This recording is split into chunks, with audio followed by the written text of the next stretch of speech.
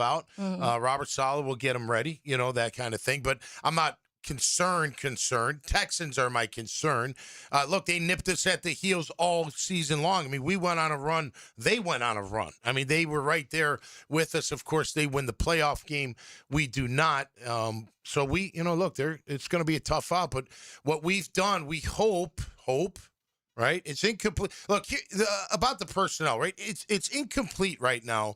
What kind of talent evaluator and picker from the draft James Gladstone is. What we do know, Liam can coach him up. So that gives me comfort. Whoever's being picked, Liam and his staff are going to get them ready, because I do believe, regardless of who they picked where, the kind of guy they picked are the same kind of guys that are in the locker room right now, that they love football. They're going to do whatever it takes. They're good at coaching. They can be coached hard. So whatever, all this stuff going on, I know it gives everybody something to talk about, and everybody's an expert out there, and it's all good. But at the end of the day, the comfort level is, at least for me, is Baselli's in the house, and Liam Cohen and his staff are going to coach these guys up regardless of where they were picked in the draft. And at some point, like we talked about yesterday, we're not going to talk about where they were picked in the draft. We're going to talk about how they fit more into this team. This week, of course, everyone's talking about exactly where Nate Berkacher was picked, because going into the draft, that was not a name, that wasn't even a position group that most people thought the Jaguars would take at 56. Everyone had different expectations. Sure. So that's why we're talking about it. In 3 months from now, when it's the end of July and training camp has begun, we're not going to talk about exactly where certain guys were picked, whether it's Pregnon. Oh, wow, he fell a little bit. No, we're not going to talk about that. We're going to be like, all right, how does Pregnon look against this defensive line, right? Yeah. That's what we're going to be focused on. Yeah, if they're good. If they're bad, you do talk about where they're drafted. And you still do that with Trayvon Walker, and he's actually been a decent player. But what's the conversation around that is who you could have gotten before him. And that's going to be, or after that was selected after him.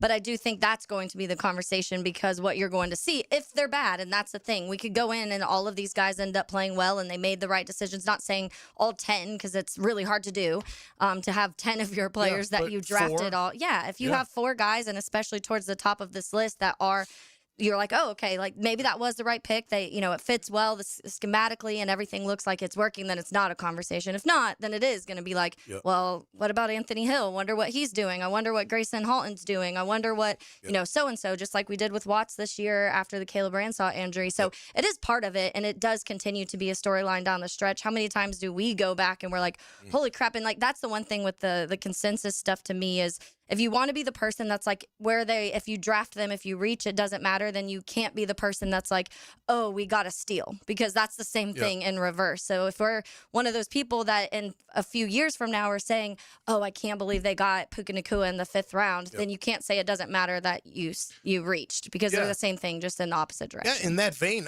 look, as you look overall in James's picks this year, why doesn't Pregnon wipe out or wash out Berkacher. Thank you. I'm going to get that. Berkacher. Why doesn't it wash it out? You know what I mean? I mean, that was a steal. If the rest weren't also. Yeah, if they're good. At the end of the day, they just got to be good players. Yeah, that's what you want to see. And if they're not, then that's where it comes in. I mean, look, you'll never forget Taven Bryan. He's still playing, by the way. Now, he's not a superstar, but he's had a long career because he's a big-bodied, athletic defensive tackle.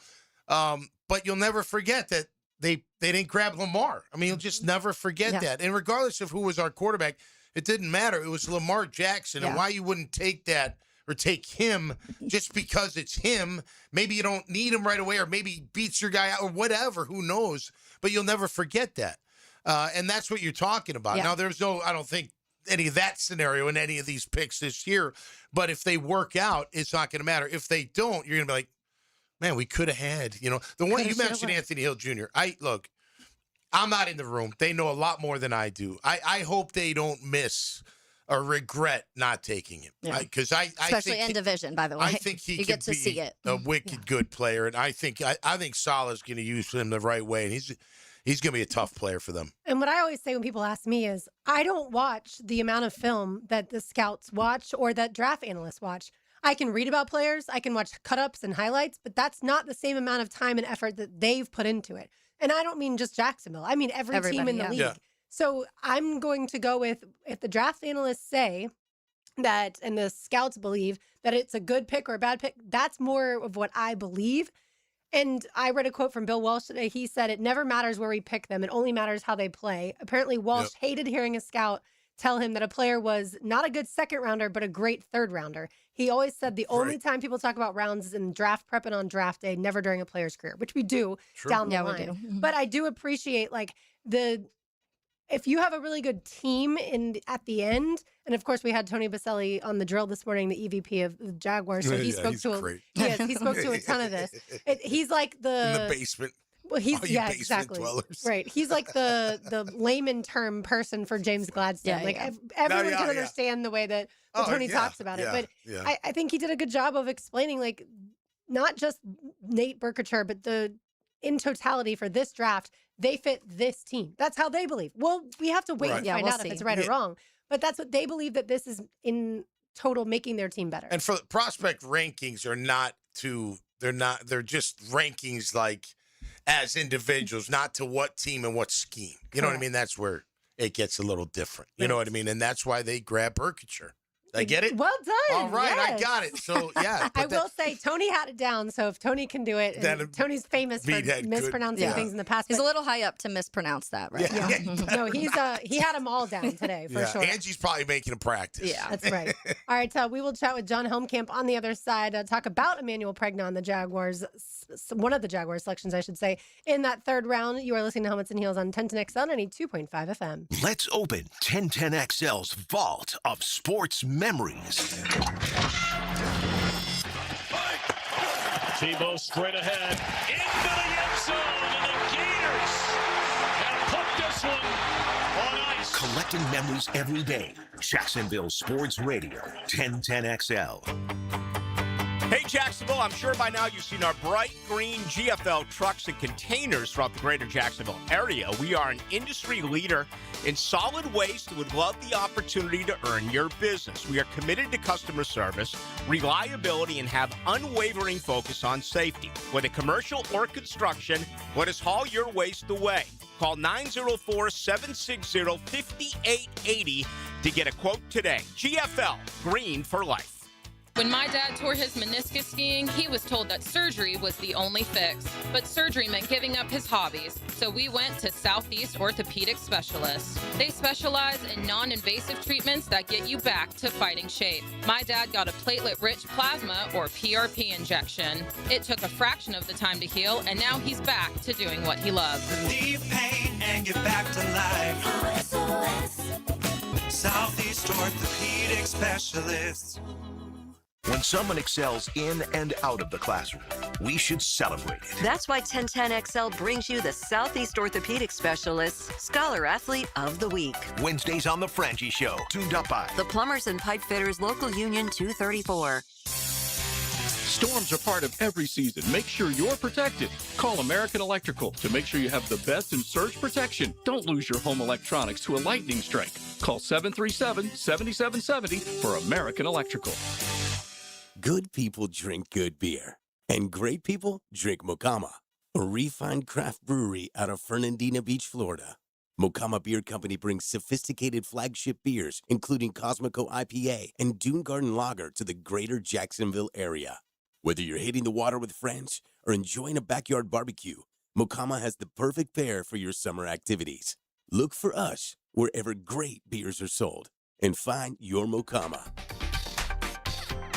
PGA Tour star Ricky Fowler. If you want to be the best, you have to practice with the best.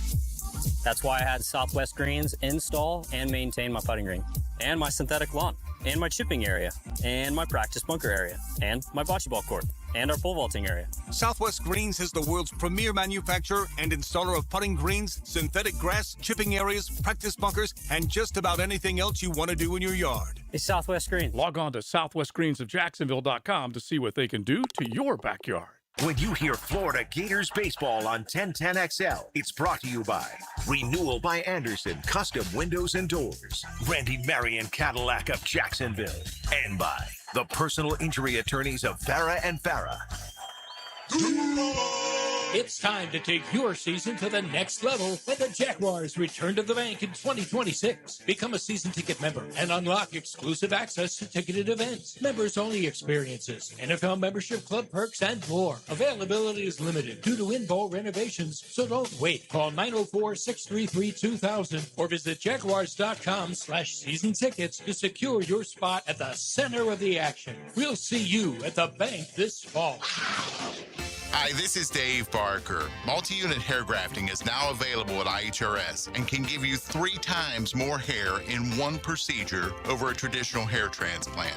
Multi-unit hair grafting gave me more hair in one procedure and within my budget. You can grow your hair back with this exclusive new procedure. Call now for your free evaluation and see if multi-unit hair grafting or PRP can restore your hair. Call 904-777-IHRS. My bald spots are gone. Thanks, IHRS. IHRS is the only clinic in the Southeast to offer all proven solutions to restore your hair and is now offering multi-unit hair grafting. One procedure, more hair. You've got nothing to lose but more hair. I feel younger, I look younger, and who doesn't want to feel better about themselves? This year, grow your hair back. Call for a free evaluation. Call IHRS 904-777-IHRS 777-4477.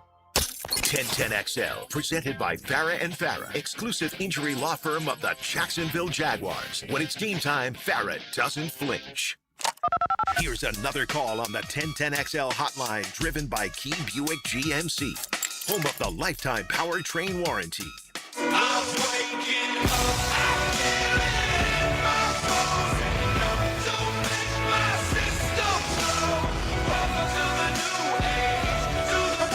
Helmets and heels. Let's continue on some draft talk, get into some specific players here that the Jacksonville Jaguars have added to their roster in the 2026 draft. We're joined now by John Helmkamp. He covers the NFL draft, analyst for that, and then also covers the Bills. Formerly, Oregon still keeps up to them, though, so we will chat that Pregnon pick, which feels like the consensus-like when we use that consensus word. But, John, thanks for hopping on. Yeah, thanks so much for having me. Looking forward to the call.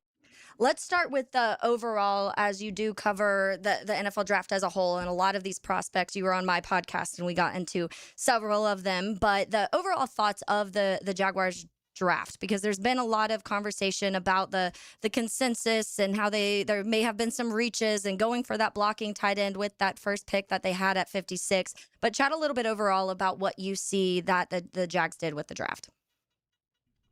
Yeah, I think what we've learned in 2 years with James Gladstone as the GM is that you can expect the unexpected when it comes to the Jacksonville Jaguars. He's going to do his own thing. He's got his own board. He doesn't care what the consensus looks like. He got spicy to move up for Travis Hunter and then got spicy again this year. It's a very interesting class. And I'll say that when you go that far against the grain, like Borkature in particular, you're going to draw a lot of scrutiny. So it's one of those picks where it better work. Otherwise, his name's going to be drawing a lot of eyes and his attention. But all in all, it's an interesting draft class. I like Tanner Koziel a lot as a receiving tight end. And obviously, I'm here to talk about my Oregon boy, Emmanuel Pregnon, and we'll get to that, which I think was the crown jewel of the draft class for sure. Hey, John, great to have you on the show. The caveat is if they end up being good players, it really doesn't matter where they picked them. Is that correct in your eyes? Yeah, if they end up being good players, then he looks like a genius. I think he's going to get a lot of attention for the draft picks no matter which way they go. Yeah, no doubt about it. All right, let's get into Emmanuel Pregnon, the guard out of Oregon who falls in the draft. First, why do you think he fell, John, in your opinion? You know, I think a big part of it is probably just the age standpoint, right? Okay. Like he's close to 25 years old. Which I think is probably the biggest thing going against him. But all in all, it's a tremendous value. I think there was a lot of buzz before the draft that he could sneak into the back of round one. This was a draft class where the boards were all over the place. You heard about there being a lot of discrepancy in valuation of players. Some people thought that picks 20 through 50 all had very similar value, so you were going to see a lot of wild picks and trades and things of that nature, and I think that we saw it. But to get him all the way down at 88, I think it's a screaming value for a plug-and-play interior offensive lineman that brings a lot of nastiness, a lot of athleticism, and I think is going to be a real anchor on that offensive line in the years to come. And John, what I told Taylor and Tom is if you played offensive line at USC at any point in time in your career and the Jaguars pick you, that means that they like you a lot because obviously Tony Baselli is watching all those USC games very closely. Yeah, absolutely. USC before transferring up to Oregon, I thought that he clearly looked good enough there for the Oregon coaching staff and Dan Lanning to make him a priority through the transfer portal, and they brought him in to plug in on the interior of the offensive lineman after sending a couple other guys up to the NFL, and had a great season. I think that he is great in pass protection and in the run game. He's super athletic. He's got his head on the swivel to pick up stunts. I love a lot of what he brings to the table. And like I said, if you're calling Borkature and Regis, reaches against the consensus, you get the exact opposite effect here with Pregnon. I mean, he fell 2 to 3 rounds later than where a lot of people thought he was going to go.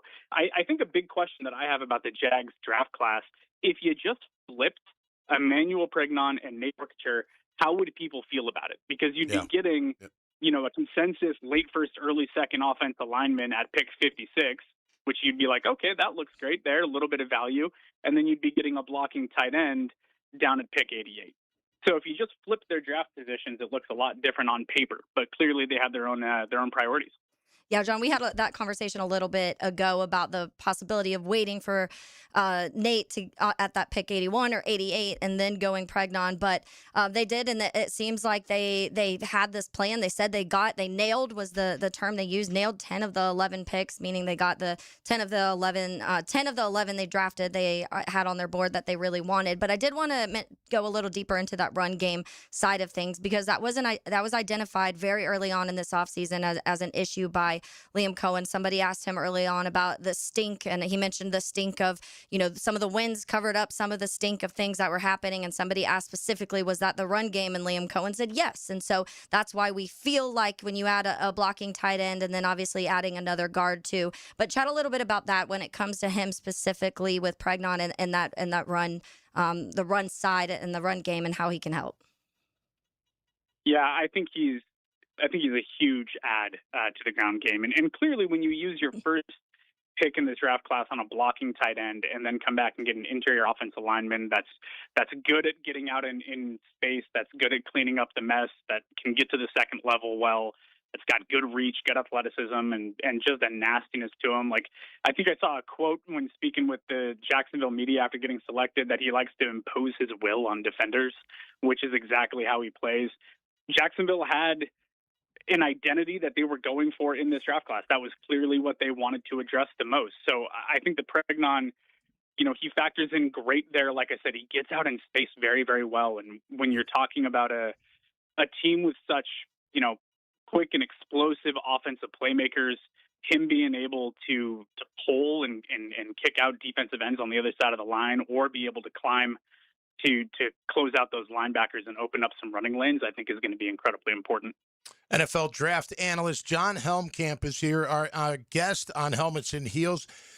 John, as we look at our blocking tight end, Nate Borkature, as I'm getting used to say his name, give us your scouting report. Okay, he was taken too high, what have you. Tell us what kind of player he is in your opinion and what we are going to expect from this young man as a Jaguar. I'll be perfectly honest because I don't want to do a disservice to anybody.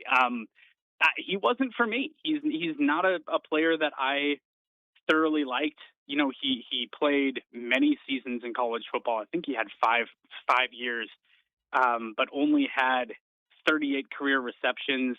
He's not super athletic. He had a 4.4 shuttle time. He didn't do any other drills.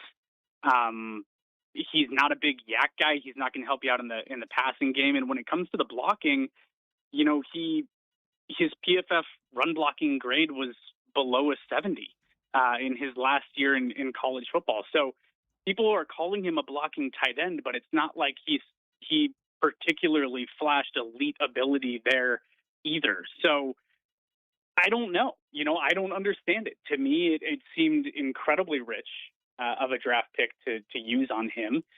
Hopefully I'm wrong. for all Jacksonville Jaguar fans, and he becomes a valuable kind of sixth offensive lineman type tight end. You know, I think the league is going to these multiple tight end packages, these jumbo packages. It's all the rave right now. So hopefully for Jag fans, he plugs in there. They're able to clean up a little bit of his technique, and he's able to contribute. They called him one of the toughest at his position. So, you know, they got something to work with there. And if they can hone in on his technique, maybe he can be what they think he's going to be.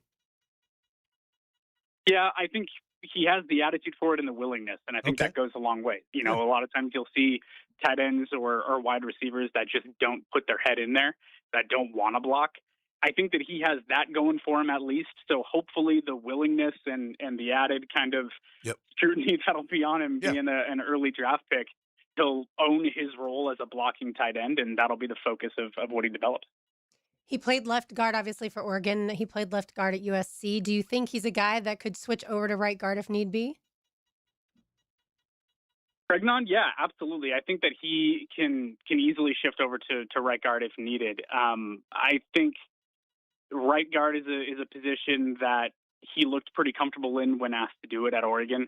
I didn't really see much of a difference in his play depending on how you lined him up. So I think that Pregnon's going to give some flexibility for Jacksonville to figure out how to get their best five on the field. Yeah, sorry, not Nate Burkacher. He did He's not like, I don't know if he can do that. He did not play left guard and right guard, although some people think at this he point was not a guard. Yeah, he can't catch the ball, so some people may think that. John, before we let you go, I wanted to ask you about a few of these other Ducks that did go, one of them being in the AFC South with linebacker Bryce Betcher, I think is how you say his name. Linebacker went to the Colts. He went in round 4. Thoughts on that and what type of linebacker the Colts are getting out of him? Oh, I love Bryce Betcher. When we talked on your podcast just a few weeks ago, I think I highlighted it. The thing that you're going to hear every time from the announcers, every time he takes the field, you're going to be like, did you know that he played center field for the Oregon Ducks baseball team? And did you know that he was a walk-on? You're going to hear the story from the commentators every time he's on the field. But Bryce Betcher is an emotional leader type of linebacker. He is very savvy. He wore the green dot. He is a great communicator, and he is tough as nails going downhill to make tackles. Struggles a little bit in coverage. I don't think that that's his strength.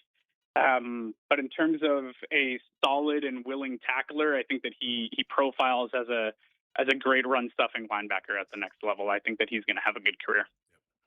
Love it. Well, we don't love it, I guess. He was one of the names that we talked about a little bit. We did mention him a little bit, Tommy, when we were talking about some of the linebackers. Yeah, we did mention him, and unfortunately, he's heading to Indianapolis. How do you feel about the Kenyon Sadiq to the Jets? As a Bills fan, I hate it. that really sucked for me on draft night. You know, I was there in Pittsburgh, which was a blast, and I was hoping that I'd get a chance to see Kenyon Sadiq, but he wasn't there for the media. But Kenyon Sadiq is a do-everything tight end. I think that he's way better of a blocker than people are giving him credit for, but he's also insanely athletic. I mean, an elite athlete with good hands, great ability after the catch. He's one of those tight ends where you can line him up all over the formation and ask him to do a variety of things. So defenses aren't going to be able to clue in and be like, okay, Kenyon Sadiq if he's on the field, he's running routes. Or if Kenyon Sadiq is on the field, he's only blocking. You're not going to know what to do. So I think that's going to create some mismatches on defense where defensive coordinators are going to have to try to figure out, am I putting a linebacker on this guy or am I putting a safety on him? I'm not sure what the right answer to that situation is going to be. So as a Bills fan, I hate it. For the Jets, I think that they cleaned up on their first 3 picks in particular. I think they did a great job.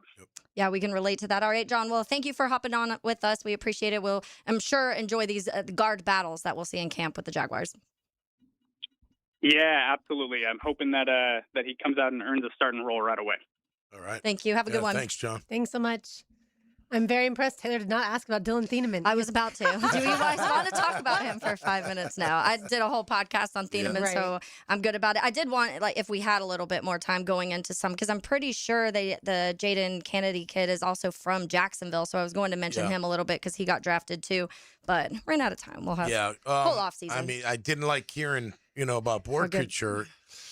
I mean, look, you trust his opinion as far as, that's his opinion. He's part of the, he is part of the collective, I would imagine. Yeah. You know, and the collective people are upset. So Consensus. what did I say? Collective, yes. I'm sorry. The consensus. It's no big deal. I'm not trying to say it's bad or good. I'm just saying he may be a little skewed because of what James did to go get the kid. But for him to say, like, I don't get it, I don't see it. I mean, we're going to have to see with our own two eyes. And that's one person, you can't just go by one opinion. Yeah, but that was We've talked about interesting. the ones on the opposite side that said he was my tight end 2 or my tight end 3.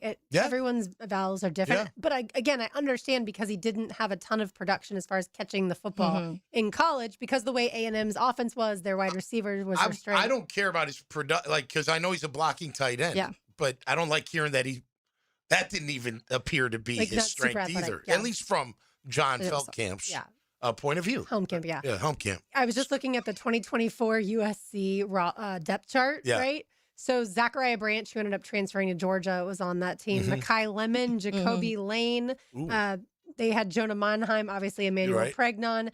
They also had Woody Marks, and then Kamari Ramsey, who was also just drafted. A lot of NFL guys right there. A lot of NFL guys. If I was a USC fan, if I was Tony Baselli, I'd be furious because those are, so many guys that are now playing in the NFL or just got drafted to play in the NFL, and you're not in the college football playoff. That's why the Lincoln Riley conversation has been so fascinating for a while. Absolutely. All right, we will go from Oregon to Duke when we return and chat with Connor O'Neill, talk a little bit about Wesley Williams. You are listening to Helmets and Heels 1010XL 92.5 FM. Live streaming from the XL Digital Studios. Brightened by Harbor Dental Care, Jacksonville's first choice for dental emergencies. Leon Serza here, your lemon pepper guy. You know Wingstop always delivers. And I'm not talking about their cook-to-order, hand-sauced and tossed chicken sandwich in your choice of 12 mouth-watering flavors. I'm not talking about the house-made ranch. So good, nobody will blame you if you double dip. I'm talking about Wingstop that delivers straight to your door. And did you know they're open until 1 a.m.? So visit wingstop.com or use the app to get flavors delivered right to your door late night only at Wingstop. Can't stop. Wingstop. DivorceMenOnly.com. This is Kenny Lay of Kenny Lay & Associates. Our firm specializes in representing men in family law. That's all we do. That's our only focus. We can help with all of your family law needs, such as divorce, custody, alimony, and child support. For over a decade, we have helped thousands of men with these types of issues. We even have an appellate division ready to challenge a judge's ruling. If you need a family law attorney, go to DivorceMenOnly.com. DivorceMenOnly.com. Offices, Jacksonville. Hey, Jacksonville. This is Dr. George Bari. Bari Orthopedics is your choice when it comes to an injury. We're here for you and your loved ones to deliver excellent treatment and care fast the first time. Trust your care in our hands. Get same-day appointments for your injuries with 3 locations. If it hurts, ask us first. Bari Orthopedics. Be sure and check out the expertise from Dr. George Bari and the entire staff at BariOrthopedics.com. That's BAHRI Orthopedics.com. Flowers and cards are great for Mother's Day, but why not make this Mother's Day extra special with something timeless from Beard's Diamonds? The team at Beard's has put together an amazing collection of affordable and distinctive gifts, up to 40% off. Beautiful bracelets with diamonds and colored gemstones, stunning pendants, and gorgeous earrings featuring both natural and lab-grown diamonds. Think about it. It's the gift she'll be able to enjoy for years, even decades. Always a reminder of that special Mother's Day in 2026. Rings, bands, pearls, fashion pieces, all the latest from the world's top designers. Beard's makes it easy to show the mother in your life how much she means to you and to the whole family. And with up to 40% savings, you'll be amazed at what you can do with your budget. Get the card and the flowers, but top it off with a spectacular piece of jewelry from Beard's. Beard's Diamonds, not another chain store owned by Wall Street. Your local jeweler. Family owned and operated for nearly 45 years. Beard's Diamonds in the St. John's Town Center. Hey, Jacksonville DDH. Dreamfinders Danny Hicken here with the scoop from Dreamfinders Homes, your National Builder of the Year. We've got first-year interest rates as low as 2.99% and homes in 20-plus communities throughout Northeast Florida. If you're house hunting, make sure your first pick Dreamfinders Homes, the proud official home builder of the PGA Tour, the Florida Gators, and your Jacksonville Jaguars. Visit dfhsalesevent.com today and tell them Dreamfinders Danny sent you. It's game day. Are your moderate to severe Crohn's disease or ulcerative colitis symptoms keeping you from the action? Skyrizi, risankizumab Riza, could help you get back to the game. Skyrizi is proven to help people feel significant symptom relief, achieve remission, and visibly improve damage of the intestinal lining. Skyrizi is a prescription injection medicine for adults. Don't use if allergic to Skyrizi. Serious allergic reactions, increased infections, or lower ability to fight them may occur. Before treatment, get checked for infections and tuberculosis. Tell your doctor about any flu-like symptoms or vaccines. Liver problems leading to hospitalization may occur when treated for Crohn's or ulcerative colitis. Control is everything to me.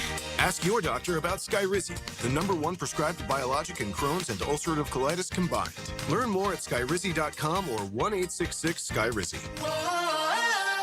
1010XL, presented by Farah and Farah, exclusive injury law firm of the Jacksonville Jaguars. Focused, fueled, fearless, Farah. Here's another call on the 1010XL hotline, driven by Key Buick GMC, home of the lifetime powertrain warranty.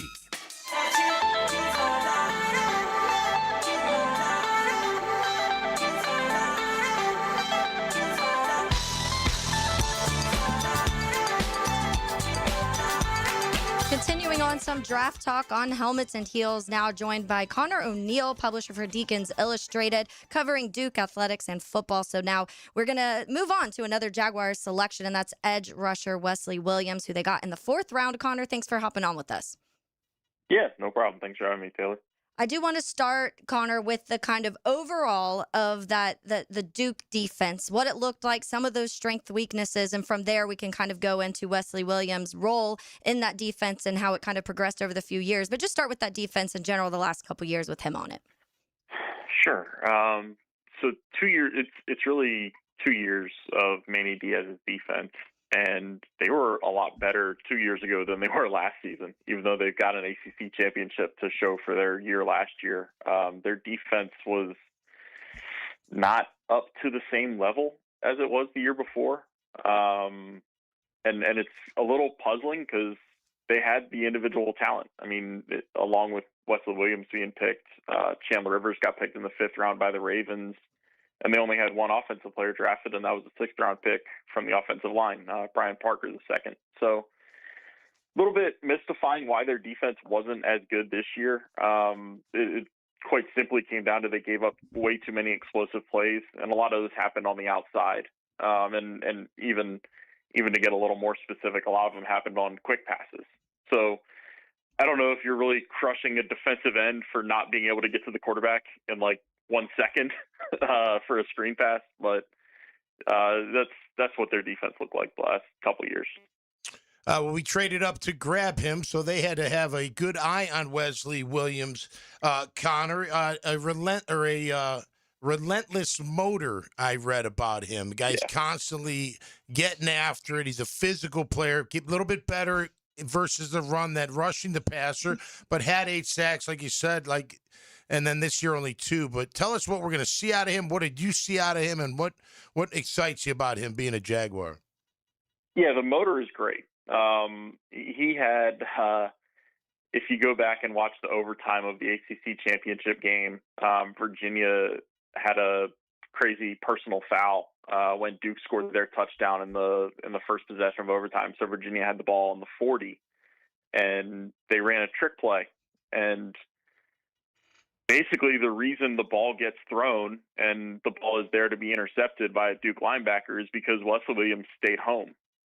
He didn't keep flowing down the line of scrimmage and fall for the bait, for the eye candy. He stayed home and made it a difficult decision for, I can't remember if it was even a quarterback or a running back that threw it or whoever it was, but Wesley Williams stayed home is the main crux there for what you guys will care about. So it was a great cerebral play by him. And you'll get a guy that this doesn't exactly apply to Jacksonville coming off a playoff berth, but I mean, Wesley Williams and his class, the class of 22, they committed to Duke when they were a 3-9 team, and they went winless in the ACC. Like, that was the last year of David Cutcliffe's tenure. It had been a really good tenure, but it just fizzled at the end, and COVID had a lot to do with that. But Wes Williams and those guys, they committed to David Cutcliffe. They stayed committed and signed with a new coach coming in, Mike Elko, and then they stayed. When Mike Elko left for Texas A&M, they stayed and continued to build Duke's program. And that's why him and Chandler and Brian Parker were in that same class too. That's why they're leaving with ACC champion rings to show for kind of the hard work that they put into Duke's program over the last 4 years. I love that. Love that he's a team captain. And then the fact that he has in his career 5 blocked field goals and punts, like that's unbelievable. Tell us about that aspect of his game. Yeah, I think 2 of them were actually in a game that you guys might actually watched. I know a lot of people watched it. 2 of them were against Clemson in the Labor Day night game in 2023, and that was really when he burst onto the scene. He redshirted in 22, so you know he was in there for the 4-game minimum, but we didn't really see much of him as a true freshman. And then as a redshirt freshman, it's like, oh, they've got a guy athletic enough to block 2 field goals in a game. And so I can't remember his other blocks. I wish I could. But that one was the one where I was like, oh my gosh, we heard Wesley Williams' name all summer going into the 23 season. And it was kind of like, okay, he's coming on. He's really going to help him out this year in the defensive end rotation. And it was like, oh my God, he's going to help him out immediately. He's going to help them keep points off the board, literally. So yeah, he's physical. I don't know if he has the athleticism that jumps off the page for NFL people, but it's the physicality, the athleticism paired with the motor that I think makes him a guy that'll probably stick in the NFL for a little bit. Connor O'Neill, publisher of Deacons Illustrated, covering Duke athletics. Connor, when you talk about coming into a room right now with Josh Hines-Allen on one side, Trayvon Walker, who just got a contract extension on the other side, the willingness for a guy to come be drafted and then be put into a rotation, which I feel like you talk about the patience he had in sticking around through coaching changes there at Duke, but then you come in maybe being a rotational piece, but being a piece that the Jaguars fans have been asking for a while when it comes to other guys getting pressure on the quarterback and doing some of those things against the run that this team was very good at last year. So the willingness of that and just how ready you think he is to right away be put in that rotation with 2 guys like that. Yeah, I think his history and his background tells you that he's willing to accept that role. I don't get the sense from getting to know Wesley over the last few years that he's a guy that thinks he's going to come in and start from day one in a brand new league. I've the times I've talked to him, I've been blown away by his character. We sat down. I sat down with a one-on-one with him for about 10 minutes in July last year at the ACC preseason media event, and he was just a phenomenal guy to talk with. And we went in depth a little bit of how he really, his first season with Manny didn't start out well. His PFF grades were pretty bad in the first 6 to 8 games in Manny's defense. And then he grew into the scheme a little bit more. He got more comfortable. And by the end of that season, he was playing at a really high level. And so it kind of showed me the character of a guy that, you know, he's on one developmental track for 2 years under Mike Elko and that staff. And then he's in a completely different defense with Manny Diaz, and he struggled a bit. And so the stick-to-itiveness to not get discouraged, to keep working at it and keep understanding the scheme and understand what he can and can't do, I think that says a lot about his character and the way he developed at Duke. How about running down on kickoff and punt and blocking on the receiving teams? I know that Liam Cohen has been known for letting guys like Wesley Williams, have a shot at being in the rotation, but got to earn your money and earn your keep right there on special teams. How do you think he'll do there? I think he'd be fine. It kind of traces back to the character aspect of it. He's a guy with a high motor. Attitude. He's a guy that, it's all attitude when you get to that point, right? Like some guys think they're better than playing special teams. I have never gotten the sense that Wesley would be the type of guy to say, I'm too good to be used in this type of way. I think he'd be a guy that would pretty much embrace that side of playing football. Well, Connor, we appreciate your time as we let you go. Enjoy your ACC championship as we move on to this next season. But thank you for hopping on and hope you have a good day. Appreciate it. Thanks, guys. Yeah, thank you. Yeah, talk about the good athletics that Duke has. Obviously, the men's basketball team for sure, but the football team came out of nowhere this year to win the ACC title. Well, you keep hearing about just the guys that they drafted, the motor. Yeah, that's what they're looking. And they played a ton of football. A lot of football. They played a lot. I think they have 413 starts between the 10 players. By the way, and both people, unprovoked, both talked about their character. Correct. Both guys, John and Connor. They just said it. These older guys, I know we got to go to break. This is the COVID stuff, right? They're the COVID year guys. Yeah, I think it's the final year part of it. So I don't know why they're getting. You know what I mean? I know you're older, but that shouldn't be a knock. You know what I mean? I don't know. It's a more mature, I People guess. just say tread. Some coaches look at it, I think, as a lot of experience, and some others say that's a lot of tread already coming into the NFL where you want to get Although the years out COVID of year, guys. you didn't. You were play. playing? Yeah, Oh, they you still were playing. played. Well, depending where you were, but Depending the where you majority were, played. right. Yeah. Just like the Dakota or the FCS might have not played. By the way, Pregnon did play right guard in his 12 starts at Wyoming and then transitioned to left guard for the next two schools. But I think that'll be no issue. I like how he's good in space. Yeah. Right? We've been asking for a bruiser that can pull and get out there for those screens, too. Yeah. It sounds like he fits the bill. I will not be surprised if he ends up starting at one of the spots along not the at all. offensive line. Not at All all. right, more to do, like Tom said, on the other side. You are listening to Helmets and Heels 1010 XL 92.5 FM. Duval. This is former Jaguars corner, Aaron Beasley. You're listening to 1010 XL, Jacksonville Sports Radio. Home of the Jaguars. Beat the spring cleaning rush and call Zero Res. Hicken here. This is the perfect time to clean those air ducts as you deal with allergy season, furnace and AC efficiency, post-winter, and more. Your air ducts are like the lungs of your home. If they're dirty, your indoor air suffers. Just check out the more than 8,000 Google reviews with a 4.9 rating. This month, take 20% off your whole home air duct cleaning. Pay less for more fresh. Call 287-5727 or go online at ZeroResJacksonville.com and ask for the 1010XL special. Jimerson Burr is a full-service, Florida-based commercial law firm dedicated to helping businesses manage risk, maximize opportunities, and move their company forward. Jimerson Burr attorneys are business-oriented lawyers, equally comfortable as community leaders, private transaction counselors, or courtroom advocates. If you have a legal issue of any kind affecting your business, contact the firm at 389-0050 or jimersonfirm.com. When your home or business deserves more than ordinary glass, you trust the experts. Capital Glass and Shower Doors has been elevating spaces for over 40 years with precision, craftsmanship, and clean, modern design. From sleek frameless shower enclosures to elegant glass railings, wine cabinets, and any custom glass that makes a statement, Capital Glass delivers unmatched quality, service, and attention to detail. Your vision, their expertise. Capital Glass and Shower Doors at capcoglass.com.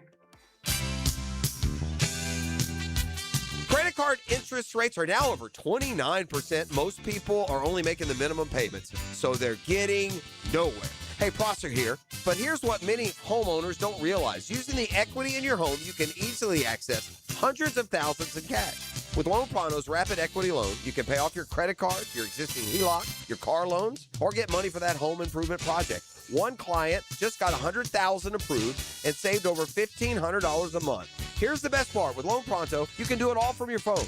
With zero out-of-pocket, no hard credit pull up front, no appraisal, no long drawn-out bank process, and no touching your first mortgage. Rates are at a near 3-year low. Act now. Go to loanpronto.com. See how much you can get in about 60 seconds. Loan Pronto, 2,800 5-star Google reviews. Call 904-999-1508 or go to loanpronto.com.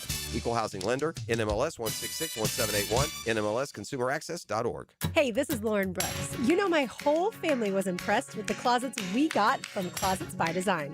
And I'm confident that any mom would love her own calm, organized space from Closets by Design. They design solutions for every lifestyle and budget. Call them this week to schedule your free in-home consultation and get 40% off, plus another 15% off and free installation. Don't wait for mom to do it. Call now. 1-800-293-3744 or visit closetsbydesign.com. Tom McMahon is here for Armstrong Fence Company, a locally owned and operated business on the First Coast for nearly 20 years. known for reliability, quality craftsmanship, and professional service. Armstrong Fence handles it all, from big projects like stadiums and schools to your very own backyard. They build a wicked strong fence, and they do it right the first time. When you need a fence in Jacksonville, trust Armstrong Fence Company. Yeah, we did the fence. Ready to join the team? The Jaguars and our stadium partners are hosting a job fair Wednesday, May 20th. We're looking for enthusiastic new faces to serve as ushers, ticket takers, concessionaires, security, and more. Stop by the Prime Osborne Convention Center and apply on May 20th from 5 p.m. to 8 p.m. Professional dress, a pen, and a smile are all you need. There are 1,000 spots to be filled for the 2026 season, so join us and be a part of the Jaguars game day team. 1010XL, presented by Farah & Farah, exclusive injury law firm of the Jacksonville Jaguars. Still, present, ready. Farah doesn't flinch. In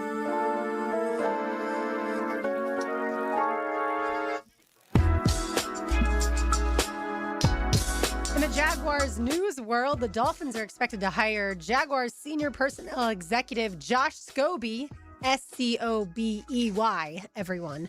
He was a running back and return specialist who played 6 seasons in the NFL, thanks to Matt Zenitz for that information, who he does a great job covering college football in the NFL for CBS Sports. But yeah, he is departing from Jacksonville to head down to Miami. Okay. A different Josh Scobey, not the former kicker of your Jacksonville Jaguars. Yeah, new leadership down there, new direction. That's right. New GM, new coach. You got Troy Aikman, Dan Marino. They're trying it all down there. Good luck, Josh Scobey. Yeah. Other Josh Scobey. That's right. All right, time now for Tom's Take. Now, Tommy's Takes. Protected by Morgan & Morgan, forthepeople.com, or dial #law. That's all. All right, my take today on this beautiful Wednesday afternoon, brought to you by Morgan & Morgan, is... listen, a lot of these national pundits are bagging on our draft. They are. They're ripping it to shreds, to be quite honest with you. They're really questioning our general manager. But look, at the end of the day, it doesn't matter. It doesn't matter until we find out what type of players these guys are going to be. I know we all get passionate about, we all get defensive, we all get all this kind of stuff. But at the end of the day, we're going to find out what's what and who's right when they take that field and when they really start playing football in 2026. My takeaway today is, hey, look, I'm going to trust the fact that, A, they got the right guys, like character-wise, the want to, the nonstop motor type guys. I believe they've got all those guys. I also believe that they grabbed for need. Would I have done it that way? No. I like what John Helmkamp said. Well, what if they flopped Pregnon and Burkircher? Thank you. What if they flopped them? We would probably say this is an okay draft or a pretty good draft. So take it easy out there. Don't worry about it, because at the end of the day, it's all on paper. And just because someone looks good on paper or looks not so good or whatever, you never know till they get out there. So that's my take today. I know we all get pumped up and jacked up. We want all this stuff, and then we defend. Well, let me say, some people are shills for the team. Some people defend it to a T. It's like in the middle there somewhere. They're on either end of it, but I'm right there in the middle. Just show me, and it's going to be A-okay. So I'll trust in the fact they got the right players. That's my take today on this beautiful Wednesday afternoon. Well, and that's why we are delving in to learn more about the players. And look, some people are going to really like Burkircher, right? And some people are going to say that he fits exactly what Liam Cohen told you that he wants, which is to improve the run game. Yeah. And he believes they're improving the run game by adding the beef up front, whether it was Pregnon, whether it was obviously Burkircher, and mixing Koziel in somehow, some way too with the tight end. And they like their running backs. So that was how they decided to address this. And again, we won't know if it works, but that's what this time of year is for, is to analyze what they did versus what we expected.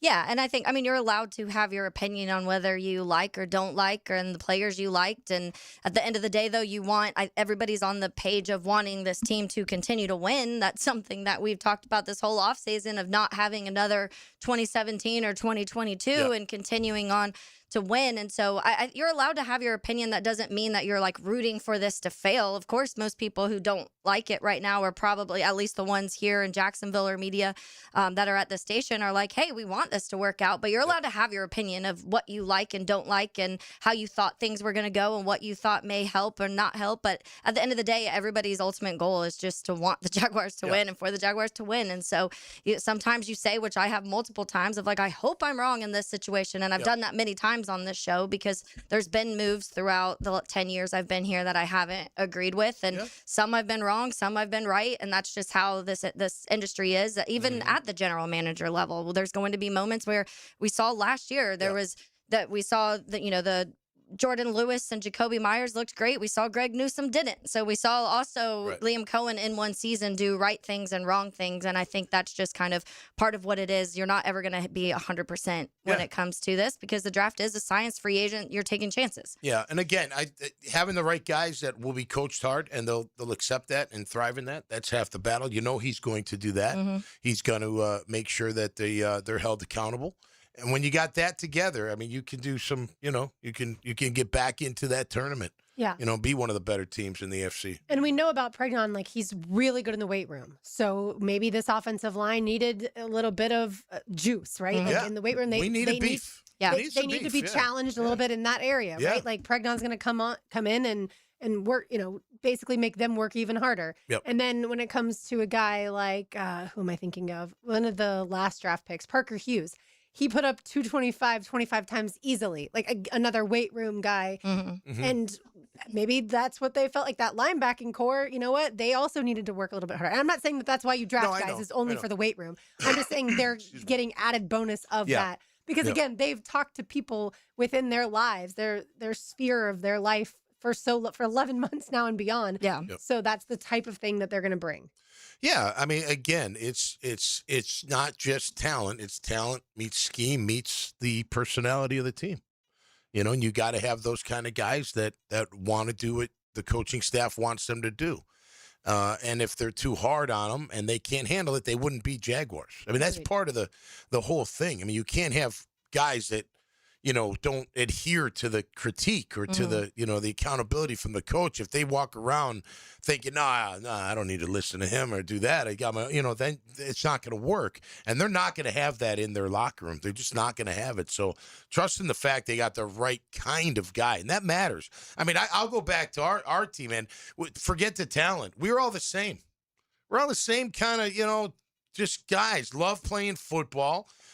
Maybe bitched a little bit about Coughlin here and there, but we didn't mind the weight room. We liked the weight room. We liked competing in the weight room. We didn't like the sprints, but we, just did them. We knew it was better for us. So you knew why you were doing it. We loved contact, every single one of us. We probably liked fighting off the field as well. Just kind of the same. I was about to say, work hard, play hard. Work hard, play hard, and be a gentleman. Be great to your mom. Be great to your girlfriend, your wife. Those kind of things. Open the door and all that kind of stuff. Help the old lady across the street if you need to. Grab her groceries if you need to. But total, tough people on the field and don't steal the groceries like maybe. But that's my point. Like and it didn't matter. Yeah, right. Yeah, exactly. You were thrown into the pond. Nice work, Sean. Really good. But yeah, those same type of guys. I think they have. If you ask current players today on the team right now, they say, yeah, we're a lot alike. I bet we're all the same kind of from the same cloth, if you will. That's the cliche. All right, so let's go from football to lacrosse. We were going to be joined by Ray Carnicelli. When we return, you are listening to Helmets and Heels, 1010XL 92.5 FM. When you want breaking sports news, tune in to 1010XL. That's exactly what I'm talking about. Or any of our social channels at 1010XL. Satisfied? The long goodbye begins. A very special evening with Journey.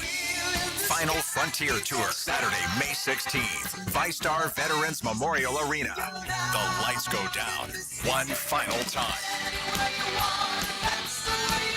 Tickets are on sale now at JourneyMusic.com. Journey. Final Frontier Tour.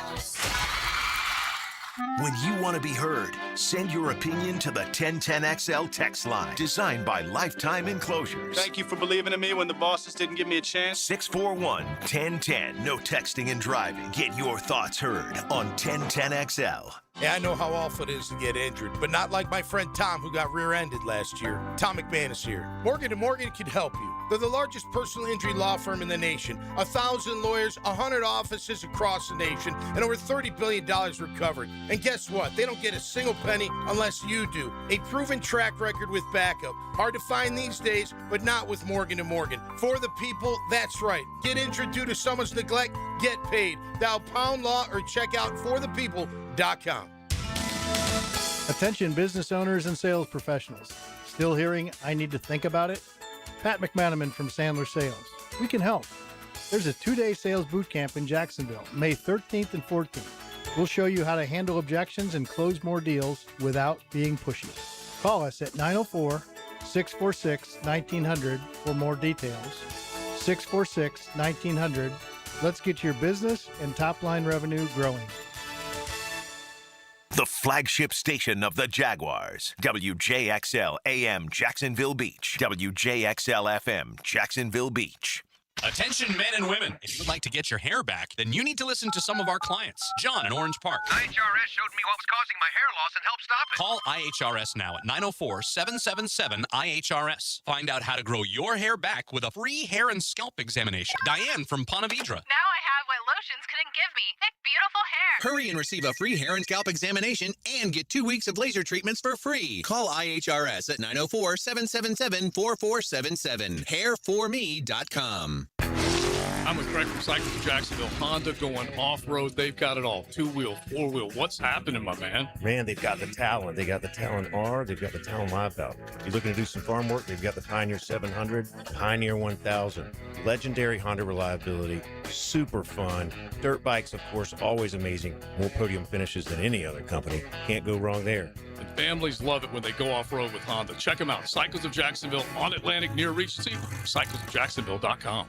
Attention skilled electricians. Are you undervalued at your current company? Time to step up to the bigger projects and better opportunities. Join the team at Miller Electric Company, a trusted name in the industry for over 96 years. At Miller, we tackle the biggest projects in the city, offering not just a job, but an experience, top-notch pay, unbeatable benefits, and the best working environments in the business. Please join the team that values your skills and rewards your hard work. Elevate your career to new heights. Apply today at millercareers.com, an equal opportunity employer. Did you know that an annual coating inspection can extend the life of your building by years? Catching early signs like hairline cracks, fading, and moisture intrusion helps prevent costly repairs down the road and keeps your property looking its best. Our team at Performance Painting helps you stay ahead of maintenance with professional inspections and long-lasting coating solutions. Protect your building, protect your budget. Go to performance-painting.com to schedule a free inspection. Performance Painting, repair, protect, preserve. Performance Painting. Spring is here. Is your yard ready? Lucas Tree Service, a family-owned business with over 45 years of experience, is Jacksonville's certified arborist for safe tree removal, trimming, and stump grinding for homes and businesses. Protect your property, boost your curb appeal, and enjoy expert service you can trust. Keep your trees healthy and safe before summer arrives. Schedule your inspection today at lucastreeservice.com. I'm Max Fink with your 1010XL Southeast Orthopedic Specialist local sports update brought to you by Awaken 180. The NFL draft is all wrapped up as the NFL offseason is set to cool down for a few weeks. Action will pick back up beginning May 26th for the start of OTAs, and the team will hold their mandatory minicamp from June 9th to June 11th. It's 91 degrees at 3:02. Time and temp brought to you by Bueller Air and Plumbing. Stay cooler with Bueller.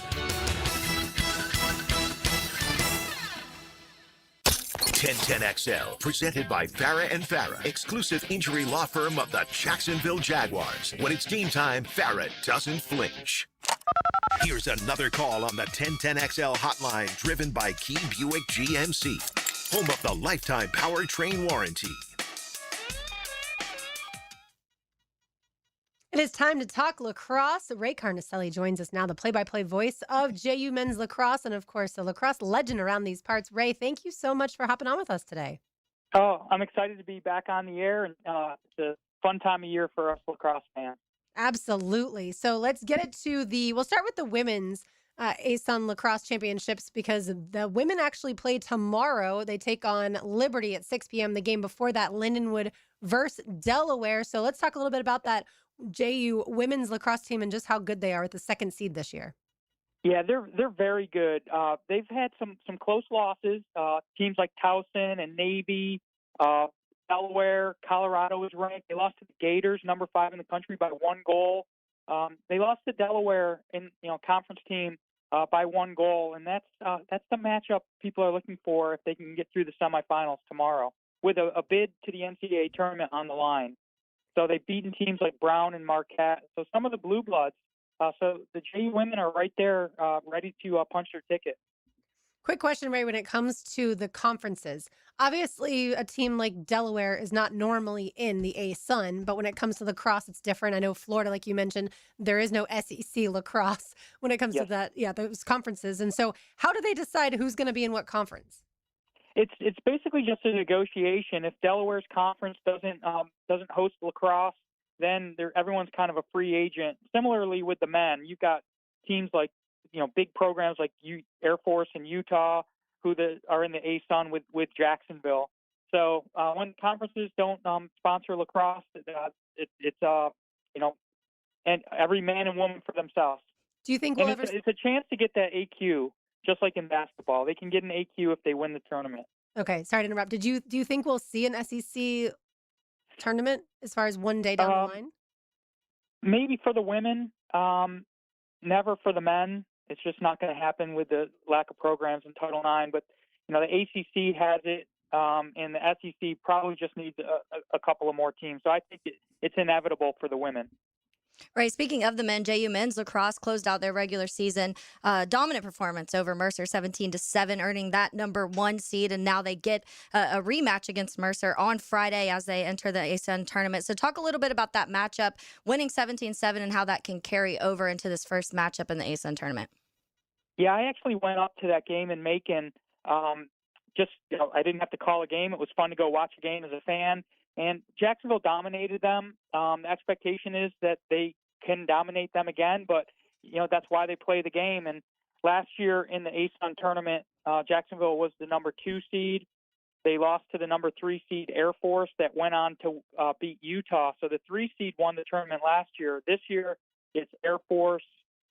Jacksonville is 1, Utah is 2, Air Force is 3, and then Mercer back at 4. So both of those games on Thursday will be rematches of this past weekend's games. Ray, when you talk about are there the returners, any returners for that JU men's lacrosse that had the experience from last year that could play a factor into this year? Yeah, this is a senior-laden Jacksonville University team. Jack Taylor was drafted to the Denver Outlaws. It's only a 30-player draft for the Outdoor Pro League, and Jack Taylor was one of them. Their goalie's a 5th-year senior who leads the nation in goals against average. That's everybody. Notre Dame, Cornell, Duke, Hopkins, Syracuse. Our goalie has the lowest goals against average. I think it's under 7 goals a game he's allowing, and he's number 5 in the save percentage. So he's saving almost 60% of the shots that are on target. So it's a senior-heavy team, and listen, we've been there before as JU supporters and have never got over that hump, whether it was Air Force or Utah or prior conferences. And I got a feeling that this year's the year. I'm calling the game, so I have to turn the fandom off when I'm on the ESPN Plus broadcast. But everyone knows, where my loyalties are.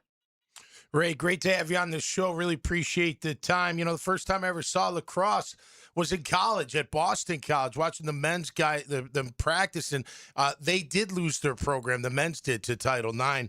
The women do great up there. So it's a fantastic sport. I've always appreciated it. Let's talk Flagler real quick. I know they won their conference, and are they in the NCAA tournament or vying for the tournament? Are they automatically in because they won the conference? Tom, when you say that, I just got chills because they are in the NCAA tournament. Nice. Flagler, they're in the Peach Belt Conference, and this is a historic moment for the Flagler Saints. The program's just a couple of years old. My friend Brian Duncan's the head coach. A lot of Florida talent. That's Division II, and the talent level in Division II in Florida, the Tampas, the Florida Techs, and Flagler's right there with a chance. Not only they qualified, but they can win their games. They have a home game on Tuesday. Oh, cool. That's awesome. Beautiful. And I had a chance to broadcast on ESPN Plus Boston College versus Michigan earlier in the year up in Atlanta, and the women's game at this high level is so much fun to watch. A lot of local talent on the men's and women's side from our high schools. I did want to mention a couple of players. For Air Force, Nolan Parlett, he was our last 904 Player of the Year in studio at 1010XL. He's the starting goalie for Air Force. Freddie DiMarzo from Ponte Vedra, he's on Utah. Lee Crody from Bulls, he's on Air Force. Will Krupski and Dalen John Hill, stars for Jacksonville. So, the local high schools are going to be very well represented out at Rock Stadium at Jacksonville University this week. And Ray, I want to drive this point home, like you mentioned, for the two semifinal matches there tomorrow at Rock Stadium. Air Force is ranked 33rd in the country. JU is ranked 34th in the country. Mercer is ranked 46th in the country. Like, those are the teams. And then, oh, by the way, Utah 30th in the country. So the best of those as far as just the NCAA rankings. Cool. But we're talking about people getting the chance to go see top 50 teams play lacrosse right here in Jacksonville. I think it's awesome that we've had so many different ASUN championships in the city of Jacksonville this year. Yeah, and this tournament with Air Force in Utah and in Jacksonville, and I don't want to discount Mercer, but they're a long shot. But those other three teams, Jacksonville men, listen to this. They lost to the number 3 team in the country, North Carolina, by 1 goal. They lost in overtime to a ranked Navy team. They lost in overtime to a ranked Rutgers team. They played Duke hard. They've been so close, and the women as well. The women have had those 1-goal games, so. It is top-level lacrosse, and I've seen some of these kids that were watching JU, going to the camps, watching the games on the men's and women's side, who are now playing at that high level. Jacksonville area, whether it's Fleming Island, PV, Creekside, Bulls, there's players from all over scattered around Division I, II, and III, and this is a chance to see it up close and personal. The women's games are going to be amazing as well. Absolutely. The tickets are very inexpensive, just $10. So go to JU's website for tickets to all of these. And Ray, for people who've never seen lacrosse before, what's one thing you would tell them to watch for? I would say watch it like you're watching basketball, full contact basketball, the way that you mark a player, the way you try to create offense, on ball, off ball, dodging your player or setting a pick. It's fast basketball with some big hits. Yep. And the men's side especially. The women's side, it's more fast and graceful basketball. It's the rules are very much like basketball. Yep. Hey, Ray, real quick, I think I know the answer, but tell me, why do the men get to whack each other with a stick, but the women don't? I'm going to say the women are more vicious than men. That's why. Like, they pull hair in fights and stuff like that, gouge eyes, so maybe you don't want to give them a weapon. I know they're still physical, but why don't the women get to use their sticks like the men do? What I would say, Tom, is that they don't need that protection. There are so many collisions in that sport, and they're so graceful that they control themselves. Just like in basketball, when you're flying through the lane, you might catch an elbow or a hip or a collision after you take a shot. So it's just a little more graceful, and the men need the protection, is what the women like to tell me. There you go. Perfect. I did want to mention one thing about the high school action, because in Florida, just briefly, there's 2 classes, the big schools and the small schools. And right now we are in the regional finals. So in the North region where we are, there's 1 team left for the big schools and 1 team left for the smaller schools. So I'm going to ask the group, if you had to name the 2 teams, who do you think are alive right now in high school lacrosse from all your vast lacrosse knowledge? Ponte Vedra High School. Is the only one I could guess too, yeah. Because they've been good. Okay, if you had to, that's one of them for the larger schools. For the smaller schools. St. John's Country Day. I was going to say that. That's really weird. Bulls. The Bulls. Bulls. Okay, that also makes sense. Yeah. Bulls so both of those teams have a chance to win state titles. They're still alive, and the winner of the regional finals will go on to the state Final Four. So Coach West and Coach Polanski at Bulls and Ponte Vedra have their players playing at a very high level, and the same goes for the girls' side as well. Awesome. That's awesome. Yeah, good stuff. And we so appreciate your time. And then, of course, have a great time calling these games on Friday. Yes, thank you very much for having me, and we'll be listening. Absolutely. Right, thank you so much, Ray. I mean, what the sport that's grown just tremendously. And being in Ponte Vedra for so many years, my 2 older kids went there. You saw the feeder programs. I mean, there's some really good athletes playing lacrosse. Yeah, we both knew that answer pretty much right away. I thought Bulls is a big school. They're not a big school? No, they're a smaller school. They are. I didn't know that. It's a little expensive to go. No, I know. No, Just I know the enrollment's small? Big school in athletics, though. Right. Yeah. Right, okay. So it has Yeah. I don't know their categories, but like in football, you'll have 6A compared to 2A, and it's all of that changes. But when it comes to the athletic programs, Yeah. I was looking at the baseball schedule as far as the high schools are concerned a little bit earlier on News for Jack's website. So I'll pull that back up and I'll be able to tell you. I want to say they are 2A. Yeah. I want to say that's what Bowles is. But I'll double check. All right. More to do on the other side, including Lauren's Lane. So don't go anywhere. It's Helmets and Heels 1010XL and 2.5 FM. I told you I can only show you the door. You have to walk through it. 1010XL. Firehouse Subs is adding a new heavy hitter to the roster. The Chicken and Cheddar Rancher. Grilled chicken, melted cheddar, crispy bacon stacked high with fresh toppings, creamy buttermilk ranch. The Chicken and Cheddar Rancher. Only at Firehouse Subs. Brian and Angela Wall here with Window World. By now, everyone has heard about saving money on their energy bills. There are all sorts of things you can do to cut energy costs, but most people don't think about their windows. But Window World knows that the biggest energy loss in almost every home is the windows. There is more energy loss from old builder-grade windows than just about anything else in your home. You can upgrade your heating and air, your appliances. That's good too. But before you do all that, upgrade your windows to Window World's energy-efficient windows. Window World's windows are easy to clean, energy efficient, and have the best guarantee in the business. Window World's slogan is simply the best for less, and we mean it. You get great American-made windows, and you get to keep more of your money when you buy from Window World. Need any more reasons to buy your windows from Window World? Call them today and set up your free in-home estimate, or go online to windowworldneflorida.com. Window World, simply the best for less. Thank you for your business. Window World also offers energy-efficient doors. Get in the paint with Patrick Young as he and Dan and Jeff break down Florida Gators basketball. It's the smartest Gator Insight every Friday morning at 8:30. Tipped off by Southeast Orthopedic Specialists and Kuhn Flowers on 1010XL. In the game of vehicle performance and reliability, Atlantic Infinity is always the top pick. This is Hayes Carlion. Did you know that every certified pre-owned Infinity is inspected, factory-backed, with a limited warranty, and gets the same championship-level service as a brand-new Infinity? Every mile will feel like first class.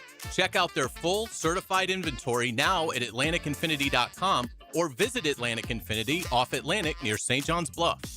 Hacker here with an opportunity. Drop 40 pounds by the 4th. You can do it. I dropped my first 40 in 6 weeks. Hayes did it. Dempsey, Amber, and thousands of others have done it. 40 by the 4th. Awaken. 180weightloss.com.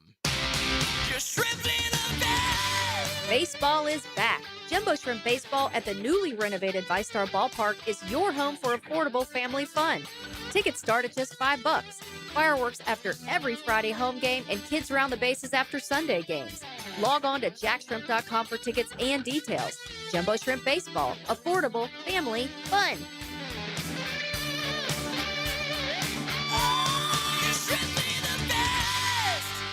Today's vehicles are smarter than ever, but that also means they need more precision than ever. Features like lane assist, collision warning, and adaptive cruise control all rely on cameras, sensors, part of what's called ADAS. And if those systems are even slightly off, they might not work correctly. That's why, after certain repairs, your vehicle will need ADAS calibration. At G&H Tires and Service, they have the ADAS system, so your vehicle's safety features work the way they're supposed to. Don't guess with your safety. G&H Tires and Service. Precision that protects. Checkmate. I'm Brendan Cecilia, founder of Checkmate Coatings. And I'm Chester, the Checkmate chess man. At most companies, people start on the ground floor and work their way up to the corner office. At Checkmate, I started on the ground floor, and almost 20 years in, that's still where I am, making ground floors look awesome, one garage at a time. Well, I started as a pawn and worked my way up to king. No, you didn't. Some guy drew you as a king. I asked them to give you a roller, so at least you look like one of the guys. Yes, I rather would have preferred a sword. At Checkmate, I work personally with our teams to perfect the preparation and application techniques that make Checkmate floors beautiful and durable. And I keep things classy with my adorable accent. Beautiful floors? Check. Guaranteed to last? Check. The finishing touch your home deserves? Checkmate. Transforming your floors, making them great. Checkmate. Visit checkmatecoatings.com. 1010XL, presented by Farah and Farah, exclusive injury law firm of the Jacksonville Jaguars. Focus, fueled, fearless, Farah.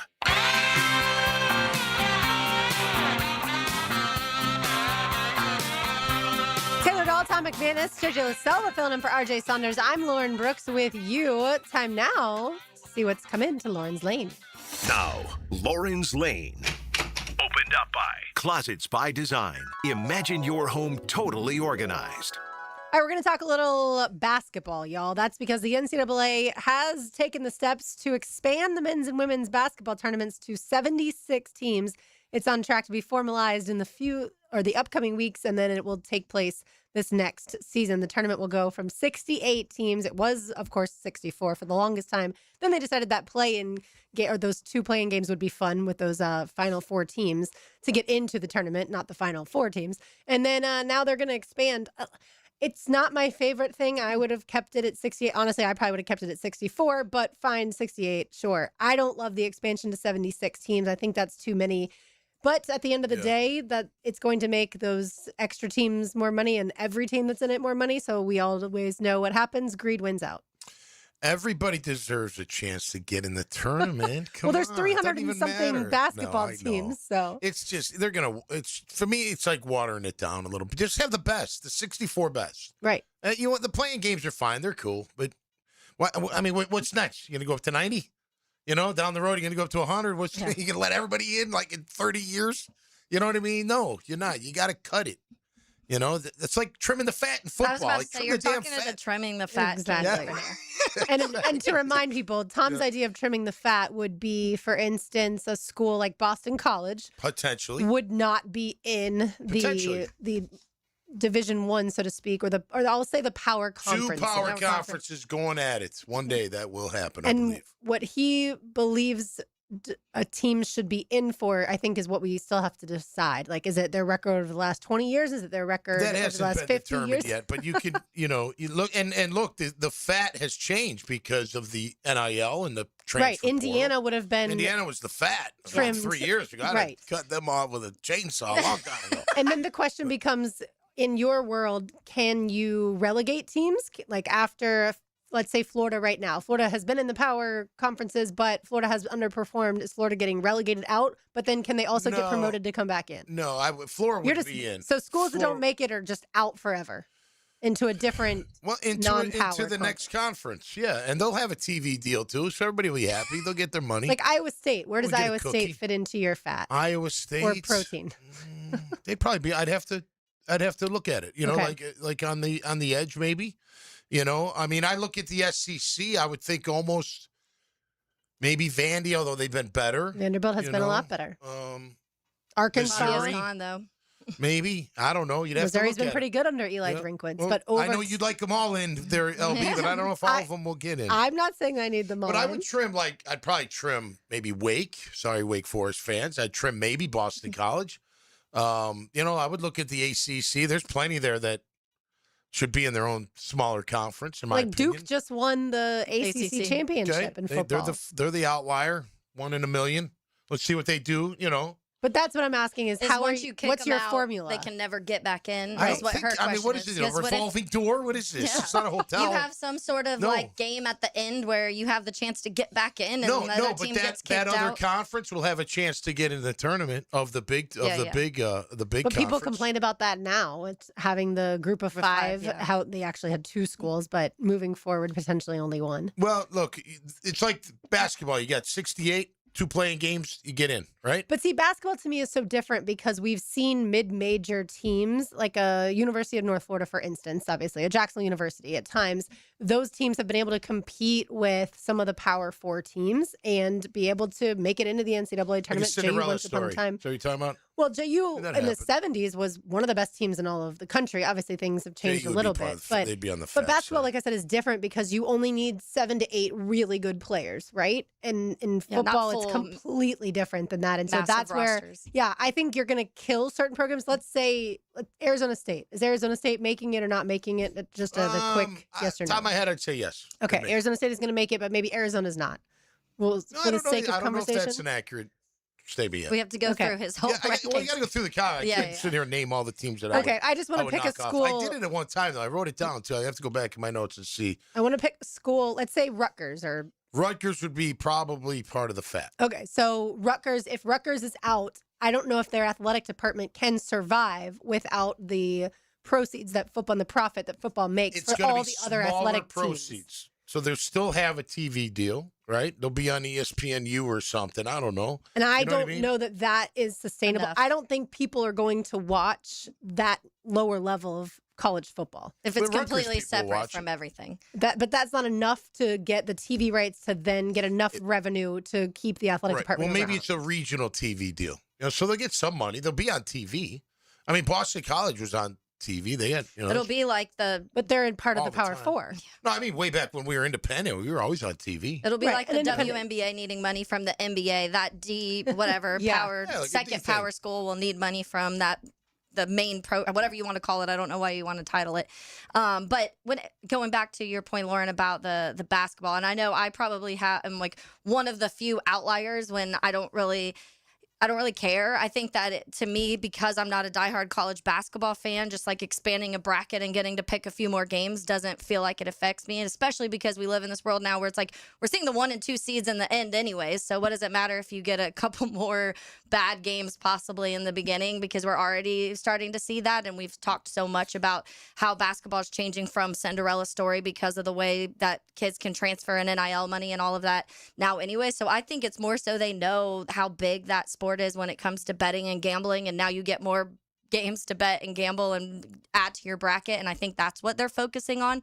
So for the casual fan that's just filling out a bracket, I don't think it like hurts their feelings that they're adding games into the March Madness and the basketball side. I'm saying I think football's a little bit different. Yeah, I mean, I was thinking something else while she was talking, but I think there's eventually going to be this super thing, like, and the best will play the best. The best will play the best, and you won't have to waste your time on Long Island University. And these, I don't care about the schools get money. Like, eventually they're on their own. I mean, you can't feed everybody. I'm sorry, as far as sports goes. I mean, look, Boston College lost their men's lacrosse team. Nobody's crying over it. The lacrosse people probably are, but that's too bad. It's part of the deal. And that goes back to Title IX, and that is a little different. But I'm just saying, I don't sit here and go, well, what about Rutgers? So what? There's an ecosystem that works now, I suppose, is what I'm saying in college football. It'll be a new eco. A team like Long Island probably can't survive without the guaranteed money that they get playing Power 4 conferences or Group of 5 schools, whoever's going to pay them. But in the end, college football is going to have its own conversation about expansion that I'm also against. Yeah, I think it should stay, at 12. I would have been fine with 8 teams. 4 was probably a little too few. But I think it's fine at 12. I think we're not going to leave the national champion at home if it's at 12 schools. But they're obviously already talking about 16, and then they're also talking about 24 teams. So that's coming whether I like it or not. For NCAA basketball, I think what we have is perfect. So why change it? And maybe someone would say, well, if you get a few more teams, what if one of those teams ends up making a deep run and you would have left them, out of it? I just don't think that's what's going to happen. So to me, they're just adding games that no one's really going to pay attention to, because no one pays attention now to the play-in games. To the whole first round, though. First round, but not the play-in. If your full first round is 76 so or whatever, then people will watch those. Like the 1 and 2 seeds, do they get a bye? They would have to Or probably 3-4 do something like that, and then that 1 seed, maybe you're not having a game until round 2. I don't know how they're gonna do everything, but people will watch when you're putting those basketball games on Thursday, Friday, I'm just Saturday, saying, Sunday. like, if you go up to after you get to 76, people are gonna bitch about, well, we need more. That's what happened already with the college football playoff. We started at 4. School? We jumped to 12. Like, what did we have to do it? Could we have gone to 8? But either way. Well, I don't think it's watered down at 12 in the football. I don't think so, but if it goes to 24, I think it will be. And 76 to me, 76 teams to me is a little watered down. Like, I love when I watch November college basketball. I'm not saying that a team's going to be left out if they lose in November, but those games, absolutely, those quadrant 1 and quadrant 2 games definitely factor into certain teams as to whether or not they're going to make the tournament. Like that, their entire season does factor in. It's a little different, obviously, in every sport. Baseball, we know, has 162 games. Whether you lose in April or not doesn't necessarily matter. But I liked it at 68, but it doesn't matter what I think because I'm not the NCAA commissioner and I'm not in charge of any of the Power 4 schools, obviously. So they're going to expand and we're just going to I think it's a little greed and a little everyone deserves a trophy type scenario. Well, I can tell you, only one team's going to get a trophy. Well, the first time we into the get that tournament's 18 a seed trophy. that loses just by, a last second last second buzzer beater, but barely lose, then we'll be like, wow, look, the 18 seed did this. And that's what the conversation will turn into in 5 years. Right. And that's, we're going to live in what ifs. It's like buying health insurance. You live in what ifs. That is correct. Well, what if something happens? That's why some people don't buy it. Yeah. You got that right. All right, more to do on the other side, including the golden moment. You are listening to Helmets and Heels on 1010XL 92.5 FM. Hear the big moments and game-changing plays. That is another pick six. Touchdown, Jacksonville. Your home for the most play-by-play is 1010XL. I'm Frank Frangie, and I can tell you as Walk-Off Charities has grown, we now manage a large athletic facility with numerous fields, including the Bregan Baseball Complex. To get around, we needed a good, reliable golf cart. I went straight to Dynamic Drives and Design in Jack's Beach. I met with Travis, told him exactly what our needs were. Would you believe before you knew it, the perfect cart was delivered to us at an incredible price? If you need a golf cart, Travis and his team are the go-to. Learn more about them at dynamicdrivesdesign.com. Next time you head into a Gate convenience store, look for Form Energy Drink, designed to provide energy, hydration, and focus, straight from Dana White and AB, celebrating those who embrace grit, discipline, and resilience in their everyday lives. Check out Form Energy at a Gate convenience store. I'm Frank Frangie, and I can tell you, in this financial climate, or really any, it's never been more important to make your money work for you, which is why I'll recommend Mike McGuire and the wealth management team at South State Bank. Financial planning is based on trust, because it's so important. You can trust the South State team. They offer the best combination of sophisticated wealth management strategies with a truly personal approach. That will help you meet your financial goals. Stop by your local South State branch and ask them to connect you with Mike McGuire and the wealth management team. You'll be glad you did. South State Bank, member FDIC. When your home or business deserves more than ordinary glass, you trust the experts. Capital Glass and Shower Doors has been elevating spaces for over 40 years with precision, craftsmanship, and clean, modern design. From sleek frameless shower enclosures to elegant glass railings, wine cabinets, and any custom glass that makes a statement, Capital Glass delivers unmatched quality, service, and attention to detail. Your vision, their expertise. Capital Glass and Shower Doors at capcoglass.com. For lost or broken keys or nearly any make and model of vehicle, call 722-1111 for Instant Keys. Instant Keys. You don't have to go to the dealer. Instant Keys comes to you. In this age of globalization, we've learned that bigger isn't always better. Ever tried to get phone help from a big corporation? From a real person? Good luck. That is what's so nice about Mike Merritt's Heating and Air. Unlike publicly traded conglomerates with headquarters in faraway cities, Mike Merritt's Heating and Air remains family-owned and operated by Mike, your neighbor. Mike Merritt has delivered hometown service, integrity, and pricing for generations. The big guys incentivize their techs to sell you new equipment. Mike's team emphasizes repair first. We only sell you equipment if your current equipment is worn out and beyond repair. And let's be honest about price. Small operations without much overhead can sometimes lowball your job, but you can't trust just anyone with a truck. They may be here today and gone tomorrow. Mike Merritt has been keeping North Florida cool for more than 3 decades. That's experience and dedication you can count on. Call today or see us on the web. Florida license number CAC 050384. David Garrard here. Playing in the NFL can put a lot of wear and tear on your body, especially your knees. Southeast Orthopedic Specialist has kept me mobile and ready to tackle every day. Southeast Orthopedic Specialists. This is former NFL quarterback David Garrard. If your knees have taken a beating and you're finally ready to do something about it, then let Southeast Orthopedic take a look. Come on, do your knees a favor. Southeast Orthopedic Specialists. 1010XL, presented by Farah & Farah, exclusive injury law firm of the Jacksonville Jaguars. Still, present, ready. Farah doesn't flinch. Now, the Monahan's golden moment. Monahan Jewelers in Atlantic Beach, your local family jewelers. We're back.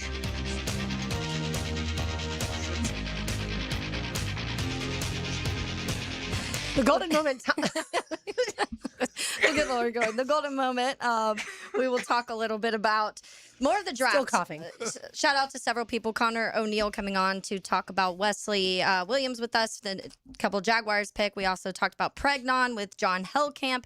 Ray Carnicelli coming on talking about lacrosse, as both JU lacrosse and women's lacrosse are in the ASUN tournament on to possibly, hopefully win and head on to the NCAA tournament. Flagler men's lacrosse heading to the NCAA tournament already. But I just saw something interesting that I wanted to read too. When we talk about draft picks and all of the consensus and what works and doesn't work, and sometimes things don't work but then work for somebody else, and one of those players was Caleb Von Chason here in Jacksonville. But I just saw something where he posted a video talking, and he says that he turned down a 3-year $39 million deal from the Saints to go sign a 1-year $1 million contract instead with Commanders because he wanted to play for a contender.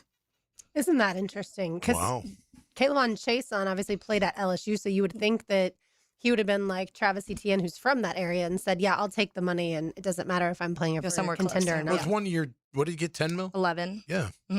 Maybe he's made enough money. You know, he saved his money, you know, and maybe this is his shot to show once again that he can be one of the better guys getting to the QB. Yeah. I mean, what he's done since he's left here has been pretty good. I mean, he was good with the Raiders. Yeah. You know, like 6 sacks with them, you know, and good with New England. He's just found a way to, you know, I don't know, play a 3-4 outside backer. What a well, remember, because there's going to be 13 mil, so maybe in his head, he's like, I can go to where I guess he thinks Commanders are more of a contender than the Saints, but then also he's like, it's a 1-year deal, so if I do what I did again and I get another 6, 7, 8 sacks, then I can make 18 instead of 13 or whatever the case may be. Right, and maybe stay with a contender, if not the Commanders. But remember the whole Quincy Williams conversation? Like the linebacker was drafted here in Jacksonville, and everyone just made complete fun of Dave Caldwell for that pick. And then he's gone on to have a really good career in the NFL. So just because it's every single player and where they're picked is a whole conversation. And it will be until their career is over. That's why we can speculate, but we can't be exact on this stuff, because the Jaguars would have loved to have Caleb Von Chase on the last few years. Oh, yeah. But he didn't work here when he was a part of this team as far as getting he's not a 4-3 D end, you know, which they tried to make him. Right, which never was. Watching him in college, you knew that's the case. That was the conversation, is why are you trying to fit, what's the term of the hybrid square into a whatever the phrase is. I can't remember. The peg into a square hole. I don't know.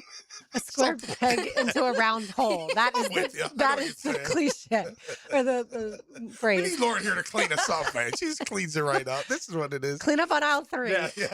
Yeah, I think plenty of those.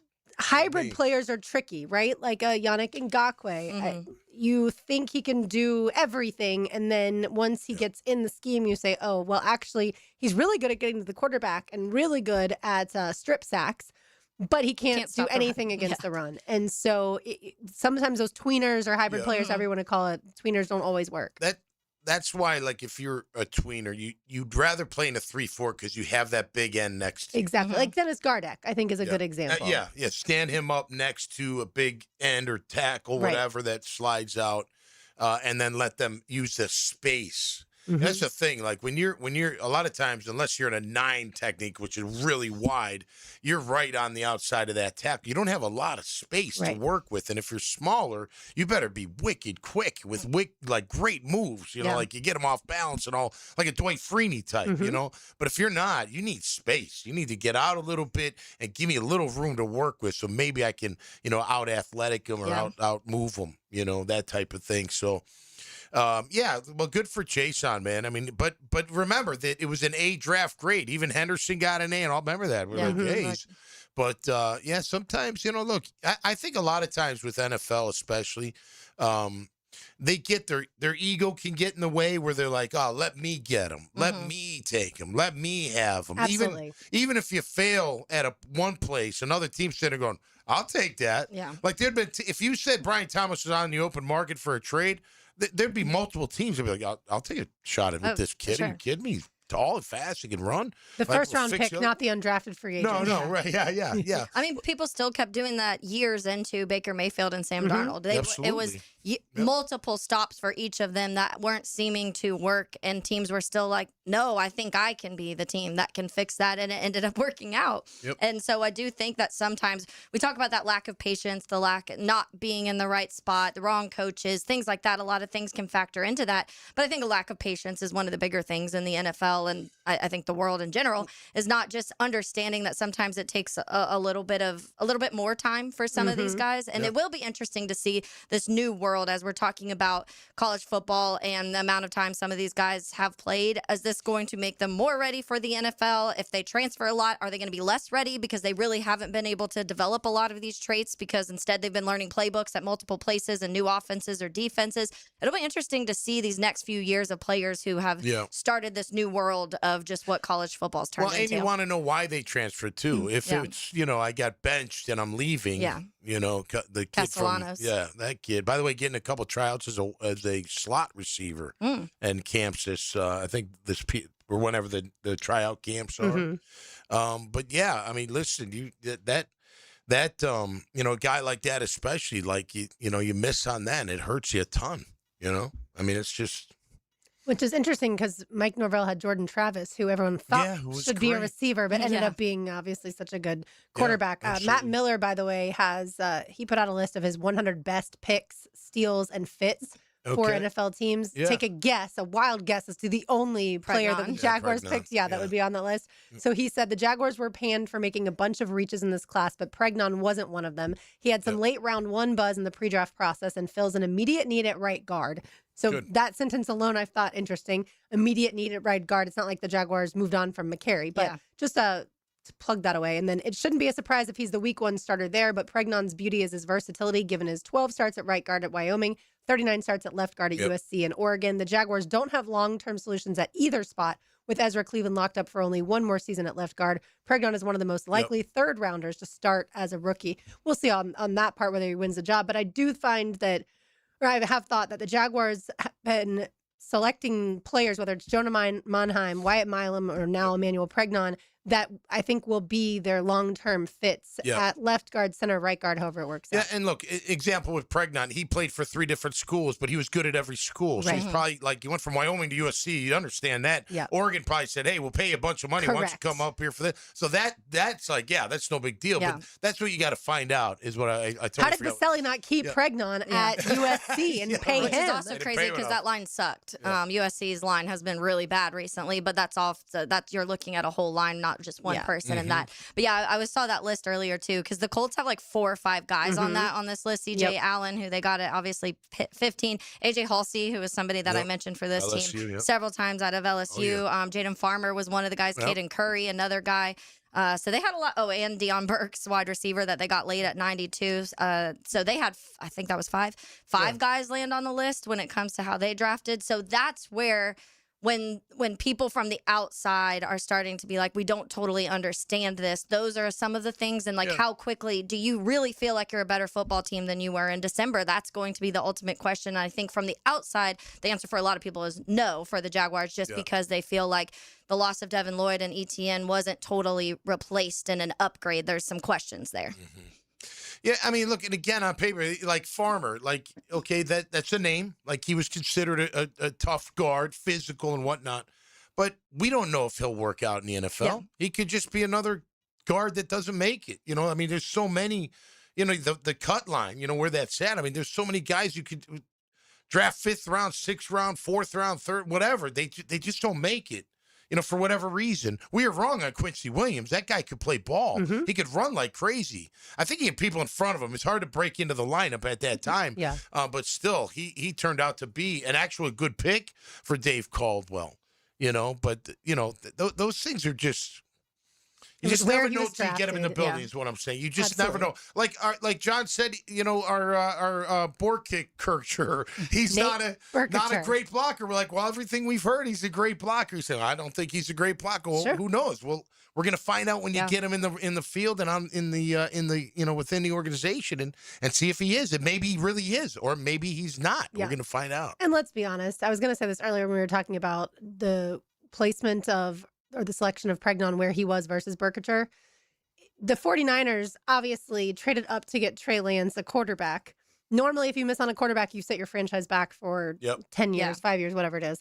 But because they got Brock Purdy with the Mr. Irrelevant pick, the last pick in the draft, no one really talks that much. They mention Trey Lance, but they much more reward them for where they picked Brock Purdy and the development of him too. So because they've also nailed so many other picks. And every general manager gets praised for certain ones. And like Chris Ballard with the Colts. Yeah. This may be a great draft, right? But what did he do at quarterback a few years ago? He picked the wrong quarterback at Anthony Richardson. What's the most important position on the football field? The quarterback, right? So there's just give and take. And he gets hated on too when it comes to his drafts a lot. This is one of the few. And that's what this draft was a little interesting. And you could tell that there were some outliers because of, we've talked about there was that high group of like 15 guys and then a lot of guys that are kind of the in-between. And then it dropped off drastically after the third round. But I was looking at, because I was the like consensus word we've used so much. And this year, the Rams and Niners both kind of strayed a little bit more than normal from what they've done with theirs. But in the last like 5 to 6 years, Eagles, Niners, and Rams have been what has stuck most with the consensus picks, closest to consensus picks than any other team. And those are 3 of the better teams we've talked about in the last 5 years. So those are some of the things where people are critiquing right now from the outside. And then you've got the people who say, but this draft was never going to have any teams that close to the consensus because like what they viewed of the players, because this is such a weird, wonky draft, right? So like being in the first 3, after the first 3, I would say the first 3 rounds, it was pretty similar when it was like everybody was kind of on the same page for rounds 1, 2, and 3. And then after that, it kind of got a little wild is what most people are saying. Yeah. Look, it's a tool you can use, and I bet you the scouts look at it, at those boards, you know? But at the end of the day, you got to have your own board. Yeah. And you stick to your board and you don't listen to anybody else. And maybe it matches up.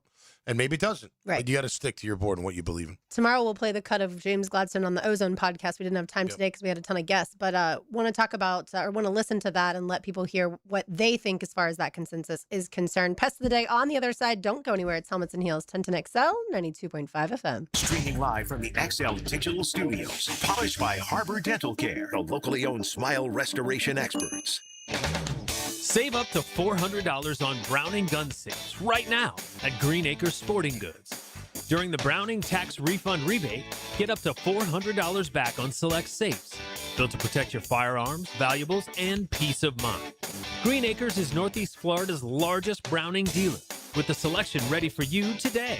But don't wait, this offer ends April 30th. Shop now at greenacresporting.com and take advantage before it's gone. Frank Frangie here. I've been telling you about Stanley Pools for years. But you know my favorite thing about this family-owned company? They take such good care of my pool. All I have to do is relax and enjoy it. Stanley Pools has been the best in the business since 1988, and their weekly maintenance makes owning a pool effortless. You can trust Stanley Pools to build your pool or upgrade it. They've done both for me. Call 904-269-7277 or find them online at StanleyPoolsFL.com. Stanley Pools, a family tradition of fine swimming pools. Hey, Hicken here. I want to tell you guys about Lift Power. Lift Power, a Jacksonville-based business, been around for more than 50 years, family-owned and operated, and always on the lookout for good folks, experienced lift truck and knock-and-door technicians. The benefits out of this world: 401k, company vehicle, paid training, sign-on bonus. Offers so great. Come see why Lift Power has been voted one of the best places to work for the past several years as well. We want you to be a part of the family. Don't let this opportunity slip by. To learn more, all you got to do is go to liftpower.com. Check them out at liftpower.com. Frank Frangie here for Bono's Pit Barbecue. Bono's has been serving Jacksonville's best barbecue for over 75 years. And now, catch this. Bono's new limited time offer features an Atlantic fried cod platter with 2 pieces of mouth-watering fried cod and 1 southern side for $15.49, or a fried cod sandwich with 1 southern side for $12.99. You can't beat that deal. And after 1 bite, you'll be hooked. So you better hurry in. The fried cod platter right now at Bono's. And remember, if you don't see a pit, it ain't legit. Alert! Alert! Termite swarms are active right now in Jacksonville, and once they get inside, damage can happen fast. Termites don't knock, they silently attack the structure of your home, leaving behind costly repairs and long-term headaches. Protect what you've worked hard for with the proven protection homeowners trust. Terminix Day, with advanced termite treatment and prevention solutions. Visit Terminix.com and schedule your free termite inspection today. Hi, folks. Frank Frangie for the farm at Okefenokee. My wife and I and a bunch of friends just got back from the farm, and we had an incredible experience. We toured the regenerative farm, as well as the beautiful handcrafted cabins, and were treated to a fantastic farm-to-table dinner. created by Congreve and Penn. Man, was it good. Well, you can learn more at okefarm.com. That's okefarm.com. And even hear my interview with farm co-founder Doug Davis to learn even more about this amazing property. That's okefarm.com. Hacker here. How many of you remember hearing about 40 by the 4th last year? Thought about making the call to Awaken 180 and then didn't? Then Independence Day rolled around, you hadn't lost a pound, kicking yourself for not pulling the trigger when you heard the ad. I've been there on plenty of other stuff in life, so no judgment. But here's the difference this year. Awaken 180 just launched Reclaim, a 10-week plan with a real start, a real finish line, and one clear goal. 40 pounds by the 4th. Not eventually, 10 weeks mapped out, and then free support for life. You all know my results with Awaken 180. You can have the same. Celebrate Independence Day 40 pounds lighter, cold beer, and a burger in hand, thanking yourself that you made the call to Awaken 180. And you won't be the only one. Hayes has a buddy jumping on board, and our sales guy Greg just told me he is making this his year. Call 844-346-1800 or online at awaken180weightloss.com. 1010XL, presented by Farah and Farah, exclusive injury law firm of the Jacksonville Jaguars. When it's game time, Farah doesn't flinch. Taylor Dahl, Tom McManus, RJ Saunders back with us. I'm Lauren Brooks with you. Time now for the Pest Today is always brought to you by our friends at Terminix. You can find them online at Terminix.com. That's TERMINIX.com. They do a fantastic job taking care of ViStar Ballpark, ViStar Veterans Memorial Arena, all of your favorite event venues around town. The pest of the day today, I'm sure I've made LeBron James the pest before, but today he's the pest because when asked about the GOAT conversation and debate, obviously that has raged on for the past few years between LeBron and Michael Jordan, MJ, he just said, our games are totally different. And he said, I hope I've made him proud at least. LeBron, just say, no, Michael Jordan is the GOAT. Just say what everyone else, maybe not everyone. I know there's a small minority of people that do believe that LeBron is the GOAT, but come on now. Michael Jordan, if you played against each other in the NBA, everyone would say Michael Jordan is the GOAT. That's the bottom line. He'll never say that. And I think that, the games are different to where it's almost hard to do because they don't play defense now. But then now, like, all they do is shoot the three. That's what I was about to say. Like, so you haven't seen LeBron play against that Pistons team, that Pistons team that just was absolutely insane and throwing elbows and punching each other. And he'd be drinking wine on the bench because he couldn't handle it. Now they tell you too, like, hey, draw this foul. Some of the times that's why I get annoyed watching basketball now, because it's just like drive to the hoop. If you're a big guy, if you're Giannis, just drive to the hoop. You'll get fouled because no one can stop you because you're too big. And I don't like that. Like, I miss when it was actually like defense being played. But and that's the thing. And then the other argument is like the shooting side. And it's like, okay, well, would Michael Jordan be able to play against guys who shoot threes like a Steph Curry and some of these guys that we see now who can just score constantly and from deep? And so I don't know. That's kind of the argument. But it's hard for me to look at ever when you go through everything that Michael Jordan did and all the numbers. And I know every week LeBron passes something, but he's like 55 years old. So that's probably part of it. But I don't know. And he's never going to say that, though, because I do think he thinks he's better. I really do.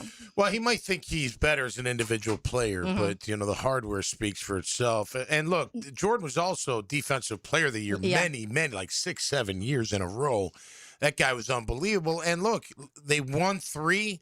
He's got to go play baseball. Remember when he had to go play baseball, Jordan? He was so awful. It was bad. It was so bad. And then he came back and they won another 3. Yeah. And then they still had Scotty. I mean, they had a good team. Yeah. But Jordan was just unbelievable. So there's a debate, but I'll always pick Jordan. Remember when Tebow played baseball too? That was a fun one. I did not remember that. You don't? Yeah, he was right. playing Now for the that Mets minor league for a little while. Yeah. They were like That's selling out right. every game because it was Tim Tebow. Yeah. I remembered when he played tight end for the Jaguars. Yeah. That's what I remember. That was fun too. Yeah. Let's say hello to the Frangie Show. Now, the 2-minute drill is driven by nobody but Nimnicht. Nimnicht Chevrolet on Cassett Avenue and Nimnicht Buick GMC on Phillips Highway. Hey, Caroline joins us now. Now that we're here on Wednesday, almost a week after the first round of the NFL draft, how do you feel like things have shaken out around the league, around Jacksonville, all that? I mean, I think, for the Jaguars, what I'm most interested now is you venture back into that veteran free agent market and see what's out there and kind of where your needs are. Because when you look at this roster now, it's good, it's balanced, it's it's certainly better than it's been in quite some time here, but I think a veteran edge could absolutely still be in play. Like if something happens to Hines Allen or Walker, who's your guy? I mean, right now it's Strigal, Green, Wesley Williams, Durfee. So, 4 developmental guys, but, guys that, the highest there is a mid-round pick in Williams. It's a rookie. So, do you go try and explore signing an edge? I think a veteran linebacker is something that you have to take a peek at, and a 4th receiver that, and it may just be Tim Patrick re-signing. None of these have to be overwhelmingly huge signings, but there's still some spots where I think you'd get a little nervous if you lost your starter. And again, it's amazing how many free agents are still available, and the comp pick formula is expired, so they don't have to worry about protecting those 27 comp picks. They're going to get, the Lloyd and Etienne and probably one for Newsome. So you can sign free agents now. It doesn't affect that. So that's what I really think will be interesting to see. Like, they're 99% done, but there's still that 1% out there that I think they can, go and improve the club, even coming out of the draft. So, but they're in a good spot. We'll certainly talk all about that coming up on the Frangie Show. Brett Hastings will join us for Sports and Courts. We're going to talk sports gambling in light of the Sorsby story. So we'll appreciate Brett's insights on that. And who else? Who knows what else we'll get to coming up on the Frangie Show. Miami Dolphins supplemental draft pick. Yeah, it could be. I mean, look, honestly, he probably should enter it. Yeah. I mean, at this point, particularly if he can convince the NFL that it's behind him and things like that. But boy, yeah, what a story that would be. Yeah, and Tony Basilio this morning, to your point, Hayes, about veterans, he said anyone who has paid attention over the last year has noticed that Liam Cohen, James Gladstone, and I, we are not going to stop at just what we have, just because that's the easier path. Like, we are going to continue to look for guys that can make this team better. We're never going to stop doing that. So I do feel like he was kind of sprinkling some of that, those cookie crumbs for us. Yeah, makes all the sense in the world. All right, thanks, Hayes. Thank you. All right. I should have asked him all about lacrosse. Yeah, get his insight on it. I did see with that, the Sorsby, that story's wild. The amount of bets he's placed, they had everything listed on there. It's an insane. Like over 20, an average of over 20 per day. Yeah. Unbelievable. Like, I know I'm not. That's Joe Cowart. I'm not obviously the biggest gambler by any means, but I do feel like it is fun for people. Like, I never think, oh, that person shouldn't be gambling unless it becomes a massive issue in that, for sure, especially when you're still in college. Yeah. So, yeah, just a reminder for JU Women's Lacrosse, they do play tomorrow at 6 p.m. against Liberty. And then the men's team, they play in the semifinals on Friday. They play at 3 o'clock against Mercer. All right, that'll do it for us today. For Taylor Dahl, for Tom McManus, for both JJ LaSelva and RJ Saunders, I'm Lauren Brooks. These heels are made for talking. We will talk to you tomorrow, but don't go anywhere.